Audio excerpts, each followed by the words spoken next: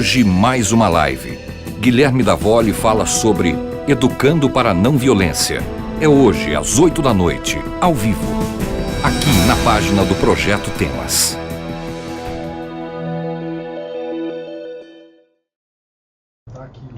Boa noite, amigos, boa noite. Tivemos um probleminha técnico aí, um pequeno pique de energia que acabou bagunçando tudo, mas vamos lá para a live de hoje. Estou aqui com o Guga Restino e com o Guilherme Davoli. Boa noite.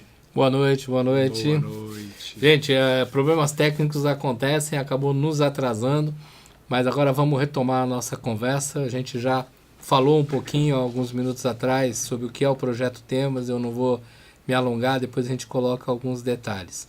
Há uma semana atrás nós começamos uma conversa a respeito da educação para a não violência, a educação dentro de um mundo onde fundamentalmente as pessoas vivam bem, aprendendo a usufruir da realidade, não sendo dependentes da busca do mundo ideal, não sendo dependentes dessa ideia de que para poder viver bem eu tenho que ser superior ao outro, eu tenho que vencer o tempo todo, tá?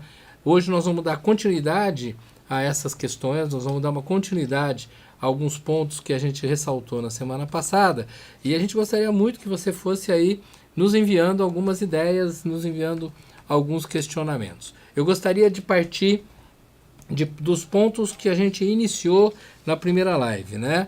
O inicial é deixar bem claro de que há uma diferença grande entre educar crianças e adolescentes para não violência e educar crianças e adolescentes contra a violência, né? Onde está essa diferença? Quando eu educo alguém contra alguma coisa, é como se eu estivesse preparando esse alguém para uma guerra, para um confronto, para uma situação em que ele vai ter que se impor, né? Então, ser contra a violência, ser contra uma ideia, muitas vezes me coloca numa posição tão radical que faz com que os embates aumentem. Eu faço com que aquele que é o violento comece a se irritar ainda mais com a minha postura de pura contestação. Expressões infantis do tipo, você está errado, você não pode falar assim, você não pode me tratar desse jeito, ou você não pode tratar teu amigo desse jeito.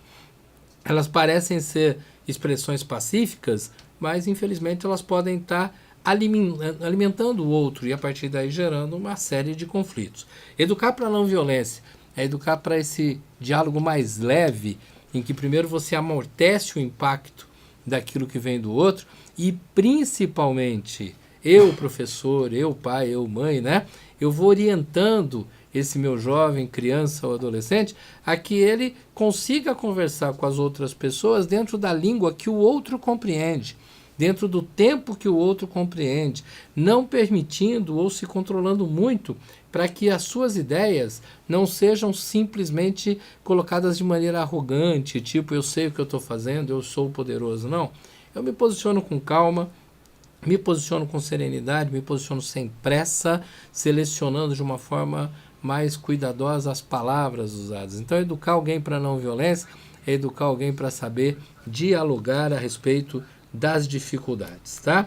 Outro ponto importante que nós falamos da outra vez, né? Todo comportamento agressivo, inclusive o nosso comportamento agressivo, é fruto da sensação de inferioridade.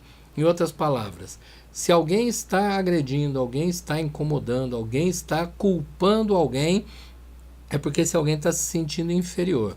Eu chegar e dar uma punição onde ele se sinta mais inferior ainda, é como se eu estivesse alimentando futuras situações em que essa pessoa vai voltar a agredir, né? Vamos lá na escola de algumas décadas atrás, eu diria até a década de 60, acho que não chegou a entrar muito na de 70, né? Em que às vezes o aluno aprontava algo, tinha um comportamento inadequado e às vezes a professora falava, não, você está de castigo, você vai ficar de pé ali na frente da turma, você vai ficar atrás da porta, tá? Eu me lembro da minha infância de ter assistido uma cena dessa, e aí você fala assim, tá, por que isso? Porque ele vai lá, ele vai ser humilhado por aquela condição, e isso vai fazer ele pensar. E muitos pais, inclusive hoje, né, às vezes falam assim, é certo pegar lá meu filho que fez algo errado, inclusive o filho pequenininho, né, e colocar ele para pensar? Eu vou falar, olha, me desculpa pai, me desculpa mãe, professores, né, mas espera um pouquinho. Quando você põe teu filho para pensar, ele pensa? ele realmente está prestando atenção no porquê que está acontecendo aquilo, ele consegue compreender que ele perdeu algo, que ele teve um castigo, assim, assado, porque aquilo não fez bem para a sociedade, ou simplesmente ele pensou assim, meu pai é chato, minha mãe é chata, a professora é chata, né? E aí eu vou me sentindo deslocado, né? Dentro desse processo todo, eu vou me sentindo perdido desse processo todo. Eu preciso ter um pensamento um pouco mais claro, né? Com relação a tudo isso que está acontecendo. Eu preciso ter um pouco mais de equilíbrio. Então, é importante pensar que não é agredindo o agressor, não é inferiorizando o agressor que eu vou conseguir que ele tenha uma estabilidade, tá bom? Nós estamos tendo novamente alguns probleminhas técnicos na transmissão, mas eu acredito que o som está chegando até vocês aí, então a gente continua conversando enquanto os problemas são resolvidos. Infelizmente, eu acho que isso faz parte de uma tecnologia que, por mais que esteja crescendo, ainda não atingiu o ideal, aquilo que a gente realmente busca, tá? E um outro ponto que eu quero também deixar claro é a coisa da perfeição, né? No mundo onde eu tenho que ser perfeito, onde a escola me cobra sucesso, as famílias cobram sucesso, meus colegas cobram sucesso e principalmente eu mesmo criança, eu mesmo adolescente, eu mesmo adulto cobro sucesso, a chance de eu sofrer é muito grande, né? Quando eu parto da ideia que eu preciso do 100%, 99% já é fracasso. Esses são alguns pontos que a gente destacou na nossa primeira conversa e que agora a gente vai se organizando. Certo, Guga? Boa noite, voltamos aqui empenhados em debater um pouco mais esse assunto, né? E vai começando aqui, vai interagindo com a gente aqui pela página, né? Pelo vídeo, pela live. E daqui a pouco a gente compartilha a sua opinião, a sua pergunta também, fique à vontade. Leone, tem um recado para a turma? Cara, tenho. Tá dando alguns probleminhas, aí tenho paciência, não sei o que está rolando hoje. Mas o Guilherme, tem uma coisa bem interessante, eu até acabei não te falando isso, mas queria te mostrar um vídeo, que é um vídeo que está rolando no WhatsApp, que eu acho que a gente tem... A internet deu essa velocidade muito grande às coisas, né? Sim. E é o vídeo de uma criança, não sei se você já viu, falando com a mãe. Uma criança pequena. Uma criança pequena. Tá, joia. Você já viu esse vídeo? Eu vi um pedaço, mas pode colocar um pedacinho aí para quem não assistiu. Então, coloque e vamos conversar dele um minutinho. Tá, então peraí, vou rodar. Filha, hoje você não vai poder ver o iPad porque você foi teimosinha. Não, eu fui. Como eu fui calma, tô calma.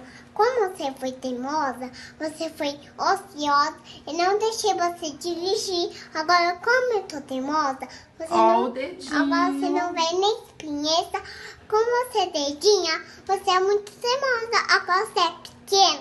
Como você é ansiosa, você venha. Como você é criada, você não quer ser comigo. Quem foi Tá aí. teimosa? Tá. O que a gente tem a falar a respeito do diálogo dessa mãe com essa criança? É uma mãe que está preparando, porque a criança tem até um certo ponto de enfrentamento. É bonitinho, né? Mas o que a gente tira desse vídeo?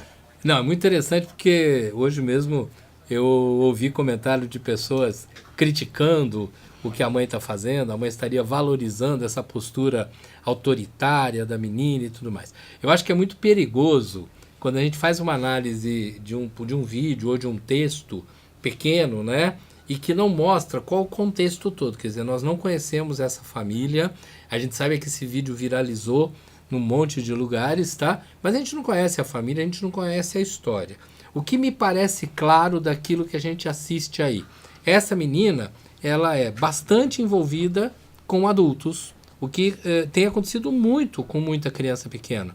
Vive com o pai, vive com a mãe, vive às vezes com a funcionária da casa, vive com os avós, com os tios, com os professores adultos e tem poucas oportunidades de convivência e troca com as crianças da própria idade, aquilo que no passado era comum, juntava um monte de crianças pequenas, um monte de crianças de 9, 10, um monte de adolescentes, e eles naqueles grupos, eles desenvolviam diálogos e a linguagem coerente com a época, tá? O que a gente tem observado muito hoje é que as crianças na medida em que elas andam com adultos, elas começam a usar palavras de adulto.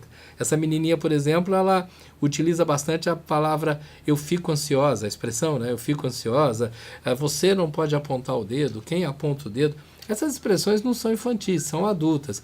Então, eu vi um comentário em que algumas pessoas diziam assim, essa criança está sendo educada para ser uma ditadora, e eu já vi pessoas falando, pô, mas é só uma brincadeira agradável entre uma mãe e uma criança.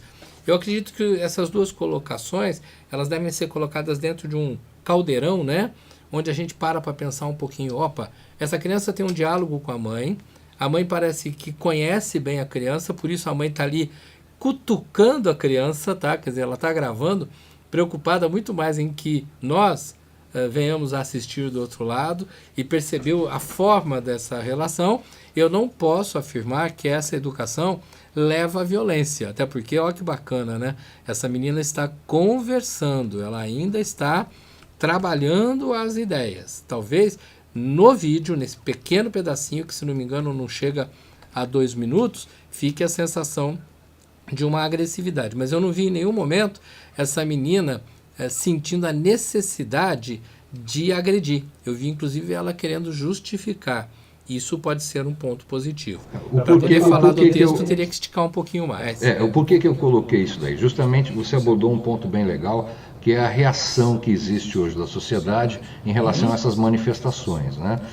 Uma série de críticas em cima da criança, uma série de críticas em cima da mãe, mas essa abordagem é interessante até para a gente poder estabelecer alguns pontos de partida quando a gente vai conversar a respeito de comportamento, que é justamente esse, o pleno conhecimento daquilo que está acontecendo. Isso. Né? A velocidade com que as coisas acontecem hoje, ela acaba tirando da grande maioria das pessoas a necessidade de entender qual o contexto geral das coisas. Né? Eu acho que esse é um ponto fundamental. Gente, quando você vai, por exemplo, a uma escola, tá?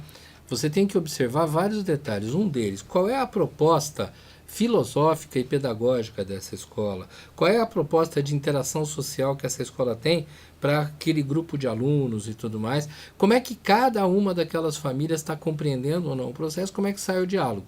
Porque às vezes alguém fala assim, aquela escola não presta atenção em nada. Não, eles estão prestando muita atenção, só que eles estão valorizando algumas características que às vezes esse pai e essa mãe acham inadequadas e a escola está vendo como adequada.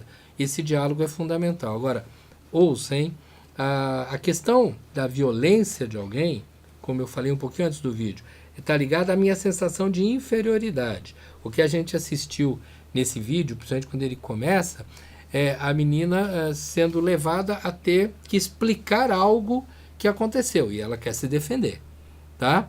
Ela quer se defender como um adulto se defende, usando palavras que lhe tocam no emocional.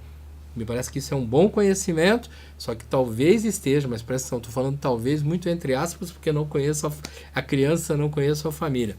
Talvez ela não saiba conversar com as pessoas que são da idade dela, porque ela está tão acostumada a conversar com adulto que ainda ela conversa nesse nível. Alguém pode chamar essa criança de madura e eu diria, olha, me parece que ela está faltando mais presença de criança na vida dela e um pouco menos presença de adulto. Aí ela vai ajustar a linguagem e nesse ajuste da linguagem com pessoas da mesma faixa etária, o equilíbrio pode se estabelecer. Os pais têm que tomar muito cuidado com esse modelo masculino que passa e que dá uma sensação de criança esperta. Não é bem por aí que acontece. Nesse gancho, Guilherme, Oi. A Mônica Rigg coloca aqui pra gente. Guilherme, a palavra ansiosa, por exemplo, a garotinha está imitando a mãe, não é verdade? E aí, isso já vai de encontro com a nossa chamada, né? As crianças imitam pessoas bacanas. Então já vai começando essa relação de espelhamento dentro de casa, né? Como que a gente pode colocar isso um pouquinho? Esse é um dado muito interessante, né? Quando a gente fala de crianças imitando pais, imitando mães, né? Olha, gente, se você é um pai legal, uma mãe legal, grande chance de teu filho te imitar, né? Grande chance de te seguir. E você se orgulha disso, né? Quer dizer, quando você fala assim, eu gosto de ouvir uma música lá da década de 80 e de repente a minha filha está ouvindo a música lá de uma banda da década de 80, eu falo, nossa, essa menina tem bom gosto. Sim, você não deixou ela optar entre as outras coisas, você mostrou aquilo para ela. Ela imitou você porque você é uma mãe legal, um pai legal, que na hora de ouvir música fala, olha que bacana isso aqui, a gente mostra, tá? Às vezes eu viro para a criança e falo assim, nossa, eu tô tão preocupada com a tua avó hoje, e aí a criança se envolve e fala assim, nossa, tadinha da vovó, não sei o que. Eu falo, nossa, que legal, a menina tá entendendo a linguagem. Não, nós estamos provocando uma situação que é boa, lógico que é bom que a família converse, mas que não pode reduzir o mundo da criança ao mundo desse casal, desse adulto, tá? Eu preciso que essa criança viva com crianças. E aí, trabalhar a não violência é fazer com que alguém, passando por situações de confronto, porque se você não for testado na situação de confronto, como é que você vai conseguir se deparar e se solucionar dentro do confronto? Passando pela situação de confronto com o colega, passando por situação de confronto com situações até familiares, com primos, com outras pessoas, eu saiba negociar no bom sentido, trabalhar as expressões. Eu acho que é bacana pensar isso. A frase que a gente salientou na semana passada é essa aí. Crianças imitam pessoas bacanas, né? Sim, crianças imitam pessoas que elas acham que são muito legais. Por isso que eu tenho que tomar muito cuidado. Se eu que sou uma mãe legal, um pai legal, um professor legal, eu não estou fazendo brincadeiras que são destoantes da linguagem dela, se eu não estou tocando em assuntos que são, se não errados, mas são desnecessários na vida daquela criança, e aí eu permito que ela possa crescer com os assuntos da geração dela, ela possa crescer com as experiências do mundo dela. Opa, isso é muito bacana, tá? Quais são as experiências da criança de 7 anos? Pergunte para elas. As crianças de 7 anos sabem quais são os interesses de 7, as de 10 sabem os de 10. Tem um exemplo que eu acho que é bacana a gente pensar, né? Antigamente, quando você falava em festa infantil, ela não acontecia como acontece hoje em buffets, em chácaras alugadas, em grandes espaços. Festa infantil era festa dentro de casa, né? Então, aliás, a casa da gente tinha tanto as festas de aniversário, as festas de casamento, algumas vezes, tá? E os velórios, acontecia tudo dentro de casa. E aí a separação nas festas era típica. Os homens ficavam num lugar, reunidos, as mulheres ficavam em outro lugar reunidas, as crianças ficavam na calçada, na varanda, lá fora, brincando. Eram mundos separados, às vezes inclusive o mundo das meninas, o mundo dos meninos. Quando esse menino, essa menina queria ouvir a conversa do adulto, esse adulto falava, opa, aqui não é lugar de criança, sai pra lá. Algumas crianças, né, inclusive eu, chegou a levar uns tapas porque tinha ido lá ouvir conversa de adulto, e a gente passava assim, pô, mas que chato, né? Que coisa horrível, a gente não pode ouvir conversa de adulto. Ocorre que os adultos daquela época, década de 70, comecinho de 80 para trás, tá? Sem querer eles estavam dizendo assim, você tem 5 anos? Brinque com gente de 5 anos, tenha problema de 5 anos, entenda aos 5 anos. Quando você tiver 9, você vai ter problemas de 9 anos, confrontos de 9 anos, resolver problemas de 9 anos. Quando você tiver 15, esses problemas. Não dá, ou não é tão aconselhável, que você de 9 anos esteja ouvindo os nossos problemas de adulto. E hoje, Google, uma coisa que é clara, muitas vezes os pais estão discutindo um problema econômico, estão discutindo um problema de conflito familiar, tá? E eles simplesmente viram para a criança e falam, você entendeu? Tá? Olha, vem cá, a gente não vai poder comprar aquele objeto que você quer, porque olha, papai está devendo essa conta, devendo aquela, a empresa do papai não está legal, eu não recebi esse mês. Quando a criança não tem que saber se a empresa vai bem, vai mal, porque esse é um problema do adulto, esse não é um problema da criança, tá? Não estou falando que não é para a gente abrir o diálogo, mas vamos abrir naquilo que a criança possa contribuir, compreender e contribuir e se organizar. Se eu chegar para a criança e falar, olha meu amor, hoje não dá para comprar o objeto, pronto, eu não preciso justificar e falar que o meu patrão é mau, porque talvez essa criança vai crescer com a ideia que ela nunca vai querer um patrão na vida, porque ele é mau. Eu não vou dizer que a empresa X é ruim, porque vai que um dia ela começa a pensar aí naquela direção, tá? Então, separar a conversa do adulto e da criança, para que a criança aprenda a se trabalhar para a não violência no mundo dela. Porque a minha filhinha lá de 5 anos de idade, ela não tem que enfrentar os conflitos que estão acontecendo na cidade com problemas muito graves e tudo mais. Ela tem que enfrentar primeiro os conflitos da turma de 5 anos, da classe dela, da brincadeira que houve lá no pátio que não foi legal. Ela vai ter que aprender a negociar aí. E nesse momento, a escola é absolutamente fundamental, porque como também colocamos na outra conversa, a escola é hoje se não o único, um dos raríssimos espaços onde crianças encontram pessoas da mesma idade, adolescentes encontram pessoas da mesma idade.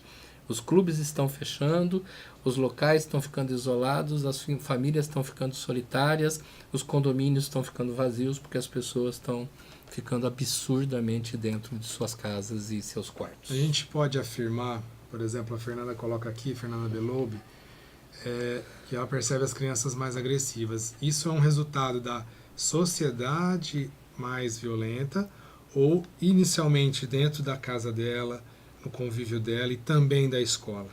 Né? Não numa a gente percebe a violência, né? Uhum. Mas assim, dentro de casa a gente tem essa grande influência, né? Tem. Olha, as pessoas estão mais agressivas, todas, e o motivo é relativamente simples de entender, né? A gente vai ficando agressivo quando a gente vai se sentindo invadido, né? E por uma série de questões, inclusive pela própria internet, a gente vai se sentindo invadido. E chega numa hora que, no afã de se defender, eu começo a ter momentos de agressividade. Então, o nível de tolerância do adulto está muito mais baixo. O nível de tolerância dos casais está muito mais baixo. E a partir daí o ambiente da casa, às vezes, parte para discussões severas em cima de coisas muito pequenas, tipo, pô, eu pedi para você pagar isso aqui e você não pagou. Então, pequenas coisas estão ficando insuportáveis. Nós estamos com aquele tal do excesso ou poluição de informações, e no meio de uma poluição de informações, se você me pedir 3 coisas, grande chance de talvez eu fazer no máximo uma, esquecer as outras, sem nenhuma maldade, mas eu estou com a minha cabeça muito carregada. Então, os ambientes andam mais tensos, então, sem dúvida, a criança vai absorvendo isso. Esse eu acho que é um dado.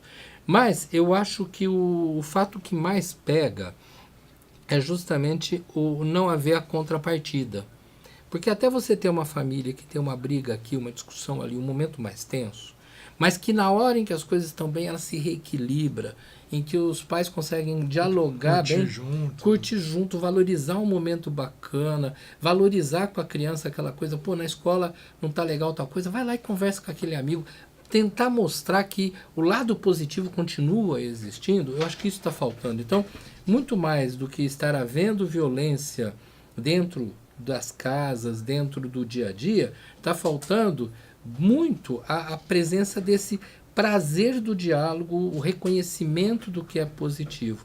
E aí, professores, muito importante, mas extremamente importante, professor, que você tente observar na tua classe que aqueles alunos quietos necessariamente não são os que estão felizes. O aluno quieto, muitas vezes, é aquele que está se sentindo fora daquela estrutura, fora daquele eixo. Vamos tentar trazer para o eixo, trazer para o grupo, aproximar um pouquinho mais. As atividades precisam ter menos competição, elas precisam ter mais colaboração, a gente precisa caminhar dentro desse processo para que as coisas comecem a funcionar muito bem. Esse eu acho que é o ponto fundamental para a gente poder caminhar. Nesse ponto a gente percebe às vezes comentários de pais, né? E também vamos dos pais depois para os professores.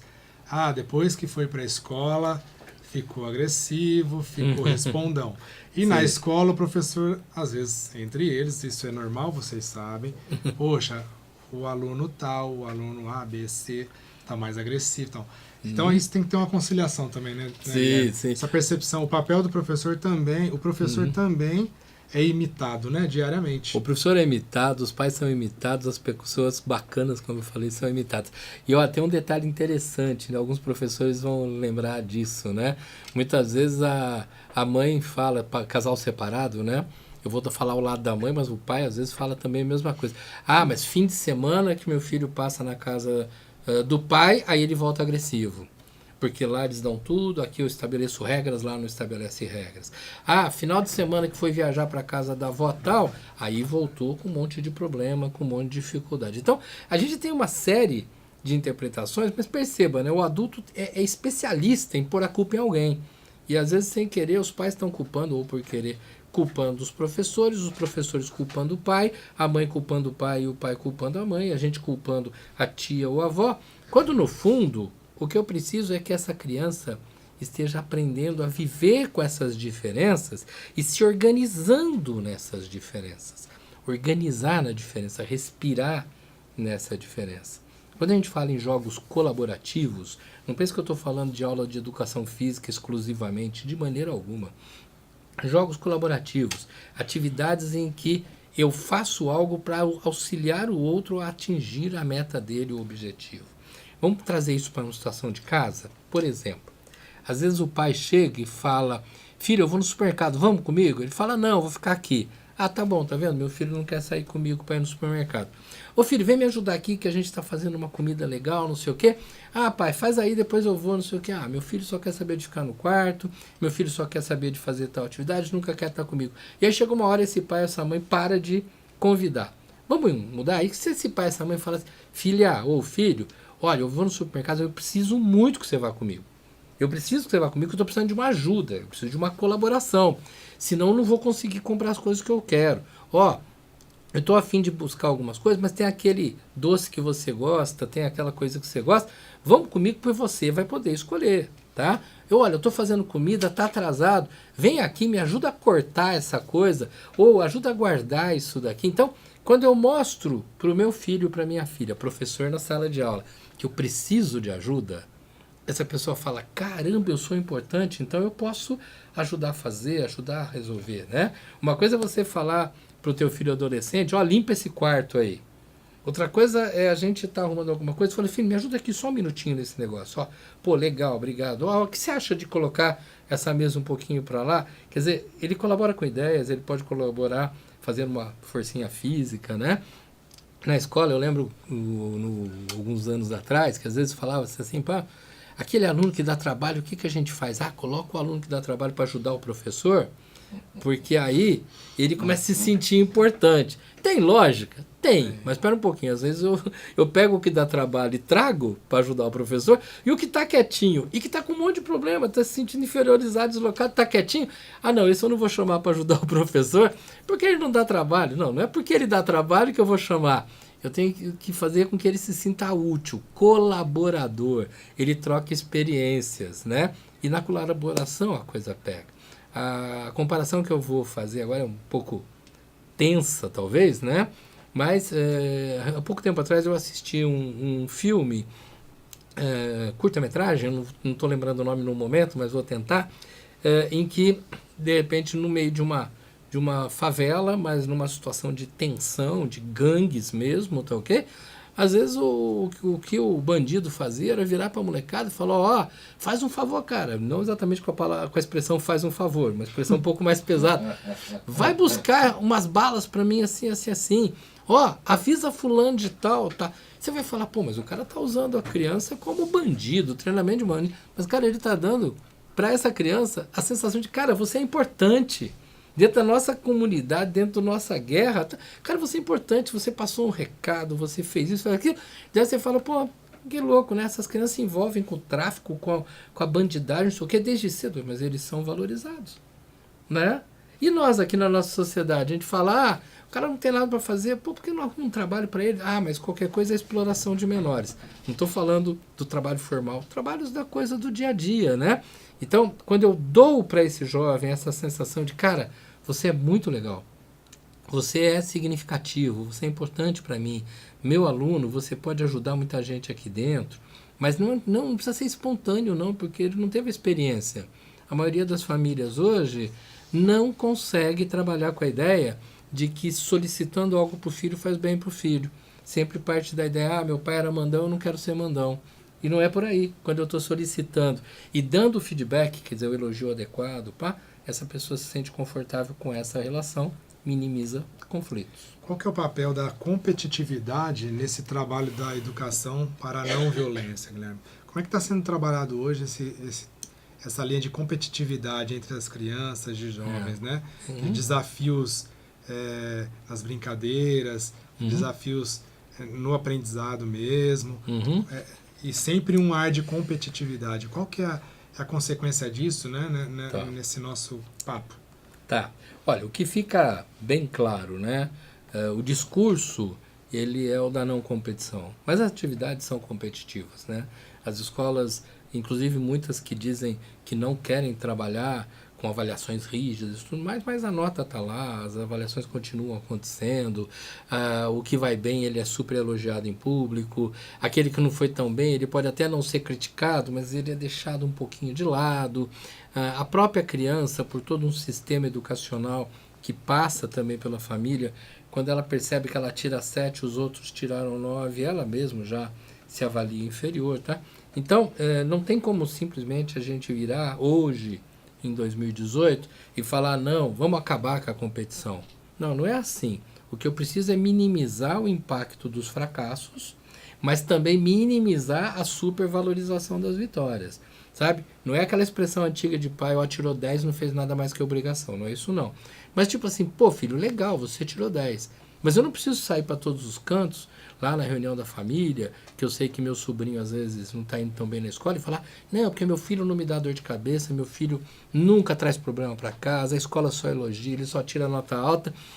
Eu vou vangloriando esse filho, né? Ou às vezes eu vou criticando demais aquele filho e tudo mais. Eu tô colocando a coisa no extremo, e nos extremos vai nascer a violência.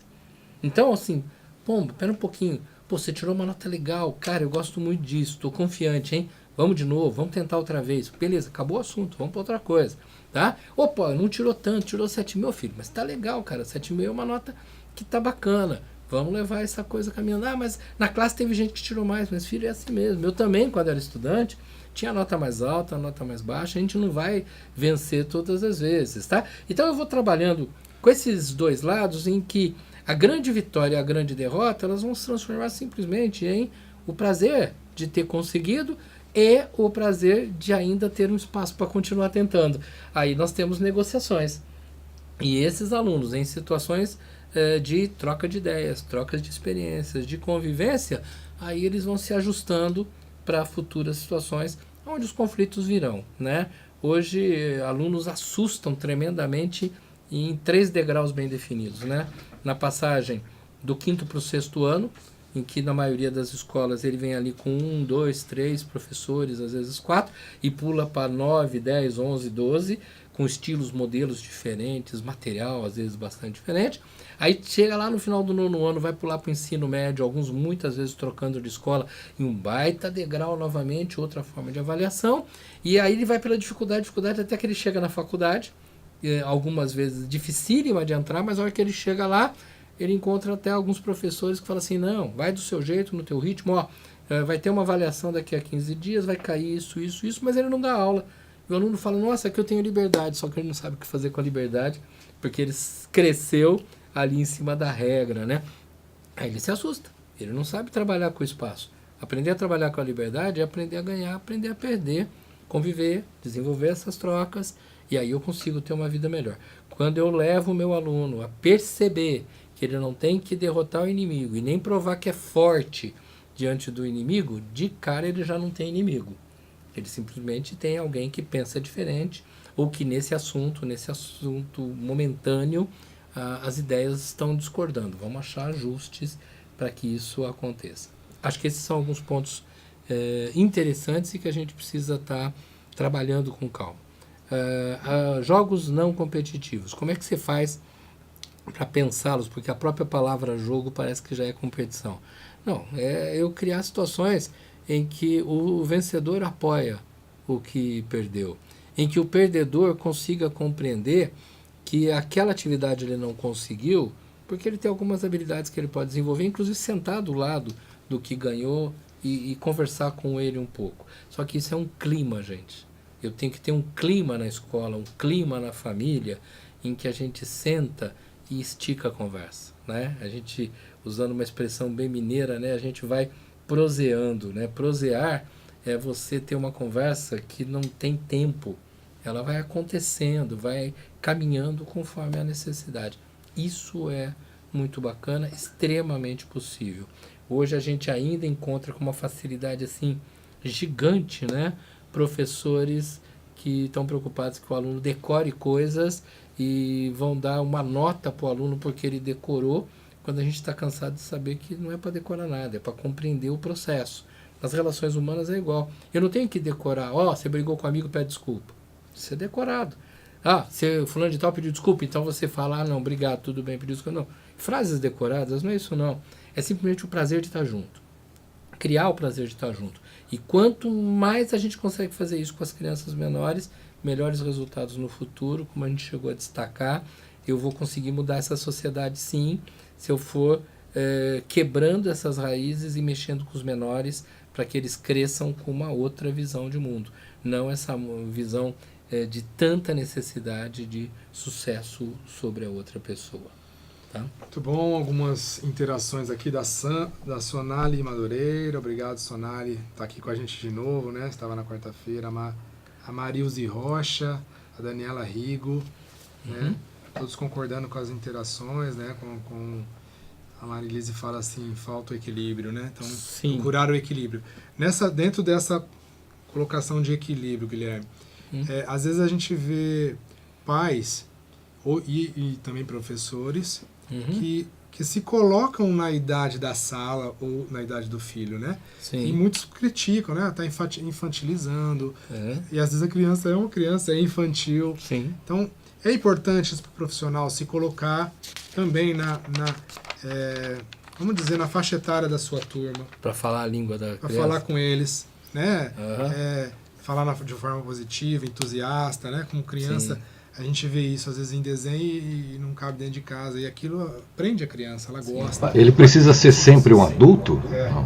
Não, exato. Vamos pensar uma coisa, inicialmente sem pensar em crianças, né? Por exemplo, nós estamos aqui fazendo uma transmissão para um público que a gente desconhece, né? Nesse momento tem várias pessoas se comunicando aí com a gente, outras apenas assistindo, mas o que a gente tem visto é que no transcorrer aí dos dias posteriores, muita gente vai assistindo e interagindo. Nós não temos a menor ideia de quem está assistindo, tirando a citação de alguns nomes, tá? Então nós falamos numa linguagem, ou buscamos falar numa linguagem em que todos compreendam e caminhem. Mas imagine que nós fôssemos falar o mesmo assunto com professores de uma grande universidade no curso de doutorado. Nós iríamos usar uma outra linguagem. Nós iríamos falar o mesmo assunto para adolescentes de uma faixa de 13, 14 anos. Nós vamos falar sobre não violência, nós vamos usar outra linguagem, tá ok? Você infantilizou a linguagem aqui, né, com essa turma? Você sofisticou a linguagem lá? Não, simplesmente eu fiz aquilo que um ser humano que tenha um mínimo de equilíbrio emocional tem que fazer, que é falar na língua do outro. Então não está errado, por exemplo, o professor que na hora de conversar com a criança usa a linguagem da criança. Ele estaria errado se ele simplesmente ficasse prisioneiro da linguagem infantil, né? Não, eu entro na língua da criança e vou ajudando essa criança a caminhar na sua linguagem, junto com a turma, junto com as experiências do dia a dia, mas também vou usando as minhas palavras mais adultas. Mas se eu quero realmente levar uma informação a alguém, levar uma experiência a alguém, a melhor coisa que eu faço como profissional e até como pai, como mãe, é falar na língua do outro. Nós temos um hábito que eu acho que é muito estranho até, né? Às vezes a gente está numa roda de pessoas, numa roda de profissionais, numa roda de amigos, a gente fala, mas ninguém me entende. Tá? Por quê? Porque eu quero que o outro fale a minha língua. Quando a grande sapiência, a grande sabedoria está em eu me esforçar para falar a língua do outro, porque a hora que eu me esforço e falo a língua do outro, eu vou ser respeitado, o outro vai entender o processo, e se a gente continuar nesse caminho por algum tempo, daqui a pouco nós estamos os 2, os 3, as 4 pessoas falando várias línguas e comunicando muito, muito bem, né? Então, o professor precisa sim, eu sou professor de ensino fundamental 2, vamos falar a língua desses adolescentes daqui, só que tem uma outra escola em que eu dou aula para alunos do fundamental 1, vamos falar a língua daqui, eu trabalho na escola X da elite tal, nós vamos falar uma língua aqui, eu trabalho numa periferia, vamos aprender a falar a língua. Isso não quer dizer que eu estou infantilizando quando eu falo com criança, não quer dizer que eu estou forçando a barra, querendo agradar, querendo que a pessoa goste, não, eu estou falando a língua da pessoa, porque essa é a melhor forma. O que interessa é o que eu estou falando, qual que é o conteúdo que eu estou transmitindo. E se esse conteúdo está sendo positivo no crescimento daquela pessoa, na estruturação daquela personalidade, né? Aquelas 3 palavrinhas que a gente já comentou aqui, né?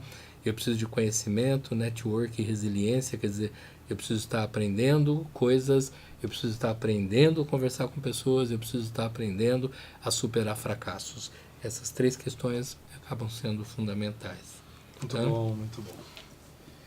Bom, estamos partindo para os nossos 5 minutos finais, Guilherme. Vamos até os 45 ou vamos 1 hora? Não, nós tivemos um problema técnico aí, né? E que acabou atrasando a vida das pessoas um pouquinho. Aliás, eu quero agradecer muito as pessoas que entraram. Nós tivemos um problema, caiu a transmissão, as pessoas continuaram aí aguardando, e isso pra gente é um sinal de muita alegria, sinal das pessoas estarem participando. Nesses minutos finais eu gostaria de fechar com alguns detalhes. Não sei se vocês têm alguma pergunta agora. Não? Tem aí, Leone? Eu estou aqui aprendendo, amigo, assistindo e aprendendo. Hoje o Leone conseguiu fazer a gente ter até uma vista aérea dessa conversa com uma outra câmera, então isso foi legal. Tá? Ó, o que eu acho que nós temos que entender? A não violência, ela não é a solução de todos os problemas do mundo. Tá? Como acabar com as drogas não é resolver todos os problemas do mundo. Como melhorar a condição financeira não vai resolver o problema de todo mundo. Tá? O que nós precisamos é de um conjunto de atitudes onde as pessoas aprendam, se possível desde pequenininha, a viver em felicidade diante de um mundo real. Viver com serenidade diante do mundo real. Se você for lá na Bíblia, no livro de Marcos, no capítulo 1, você vai ver que o texto lá vai falando mais ou menos assim, em linguagem de hoje, né? Você pode estar pedindo para Deus qualquer coisa. Você pode pedir, pensando hoje, um carro, um emprego, um casamento, um namoro, que teu filho vá bem, que isso aconteça. Você pode pedir qualquer coisa. E Deus lhe dará conforme prover a ele, Deus, não conforme você está interessado. Só que a hora que você chega lá no versículo 5, ele fala: mas se você realmente pedir para Deus sabedoria, e sabedoria significa o conhecimento colocado em prática, o conhecimento vivenciado, se você pedir para Deus, ele lhe dará, sem te jogar isso na cara, sem falar, olha, eu te dei, tá vendo? Por quê? Porque basicamente ele está dizendo, cara, Deus quer que você tenha discernimento sobre o que é certo e o que é errado na época, na conjuntura, no momento que você está vivendo. Você tem 3 filhos? 3 formas de visão, 3 formas de sabedoria. Você tem 40 alunos, 30 alunos, 30, 40 formas de interpretação. Eu tenho que trabalhar isso de maneira a que a pessoa vá se reconhecendo competente. Alguém que se reconhece competente, diante das notas escolares, diante do elogio e da crítica do pai e da mãe, alguém que se reconhece competente, a hora que consegue solucionar um problema, essa pessoa ela fica mais aliviada. E aí, numa necessidade de embate, ele não tem que ser forte, ele simplesmente permite que as coisas aconteçam. Percebe? Ele não tem que ser forte porque ele sabe que ele não é fraco. Quando eu preciso ser forte é porque eu estou achando que eu sou fraco. Aí as coisas ficam difíceis. Tá bom? A gente deve estar retomando, não a semana que vem, mas daqui 2 semanas ou 3 semanas, a gente vai estar retomando um novo assunto, a gente vai estar buscando novas oportunidades de estar podendo trocar ideias com vocês dentro das lives promovidas pelo Projeto Temas, tá? Como eu acelerei no comecinho ali, que a gente teve um problema, então, para quem não conhece e entrou hoje, Projeto Temas é um projeto que a gente vem desenvolvendo, voltado para capacitação docente. O material está sendo desenvolvido, já tem bastante coisa gravada, tem muita coisa para ser gravado, por isso a gente quer ideias, sugestões, né, com relação a isso, com relação à educação infantil, com relação à educação de ensino médio, fundamental, dicas sobre relacionamento, dificuldades técnicas, oficinas que sejam práticas. Então a gente quer conglomerar uma série de informações para poder ajudar as escolas, ajudar as famílias, porque o nosso foco é poder imaginar que a partir da educação, a partir da forma nova como os jovens possam estar encarando a vida, eles venham a propiciar um futuro bastante melhor para cada um de nós, um futuro muito melhor para o nosso país como um todo. Essa é a ideia. Para quem não conhece, entra lá no Facebook, é facebook.com/Projeto Temas. Assiste os vídeos que já estão lá, são 5 vídeos disponíveis. Essa é a 5ª live, ela vai estar totalmente disponível lá, acredito que amanhã à tarde ou no mais tardar depois de amanhã. No YouTube, também como Projeto Temas, já está sendo organizado o nosso material. E a plataforma, que é a parte mais importante disso tudo, ainda não está liberada. Nas próximas semanas a gente deve estar falando sobre ela e apresentando O Guga, que é o responsável desse pedaço, né? Você imagina, você professor, você pai também, poder acompanhar e poder aprender com vídeos curtos de até 8 minutos, que é o formato que a gente está propondo, né? Em qualquer lugar, né? Numa espera de uma consulta, na sua casa, no seu trabalho, no momento de um descanso, né? O professor na sua HTP, um assunto que você possa aprender ali, né? Interagir com a gente, inclusive, né? E com outros profissionais. Com outros profissionais, que a gente também já está preparando. E também ter um material em mãos para colocar em prática na sua aula, o coordenador colocar na sua pauta de reunião com a sua equipe. Então, é essa a ideia que o Temas vai levar para vocês. Então, Isso, aguarde que... A questão aí do material, nós estamos preparando materiais que são relativamente curtos, com propostas práticas para realizar. Só dando um exemplozinho, então de repente o problema aí na tua sala ou na tua escola é a questão do bullying, mas tem o bullying lá do pessoal do infantil, tem o bullying que está acontecendo lá no 7º ano, então a gente vai estar propondo desafios, atividades práticas, como trabalhar essa questão do bullying lá entre os menores, lá entre aqueles um pouquinho maior, como trabalhar isso na sala de aula, esse jogo de proposta que a gente quer levar e poder ter o professor, ter os pais como parceiros na troca de ideias. Essas são novidades para daqui a pouco. Por enquanto a gente vai trabalhando dentro desses padrões. Tudo bem? Tá, entra lá, se possível curte o Projeto Temas, fala para os seus amigos, diga para eles conhecerem. Nós estamos aqui para ouvir sugestões, inclusive para ouvir críticas, tá? Que elas nos ajudam muito. Tem muita gente bacana entrando em contato e a gente fica muito feliz com isso, tá ok? Inclusive já pelo Facebook, que é o nosso canal principal de comunicação por hora, você que está aí em outros estados, outras cidades, que se interessar por esse projeto, quiser saber um pouquinho mais, interage com a gente lá, manda mensagem para nós, nós vamos responder o mais rápido possível, porque é do nosso interesse também levar a vocês todo esse material. Beleza. Bacana? Tá. Boa noite. Boa noite para vocês, tudo de bom? Opa, peraí que o Leone vai falar lá. Eu queria só rodar para o pessoal que ainda não viu os vídeos do Projeto Temas que estão prontos, que estão aqui na página. Sim. Rodar um aqui, o que você acha, Guilherme, para o pessoal assistir? Uma aberturinha, né? Um trechinho dele. Então vai um trechinho, qualquer coisa você pula uns pedacinhos para as pessoas terem uma ideia. Vamos lá. Porque 8 minutos aí vai ficar com fome. Vamos lá. Vamos lá.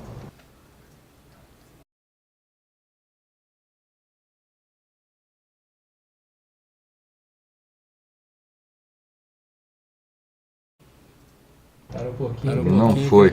Hoje a internet está daquele jeito. Hoje a internet Bom, mas foi traiçoeira. tá traiçoeira. Mas vamos fazer o seguinte: entra aí na página do Temas, os vídeos estão lá. São 6, né, Guilherme? Por enquanto 5. O sexto vai agora nos próximos dias. E mais as 5 lives que vão estar lá. Tá bom? Beleza? É isso aí. Tá joia, gente. Boa noite para todo mundo. Deus abençoe todo mundo. Até uma próxima. Tchau, tchau.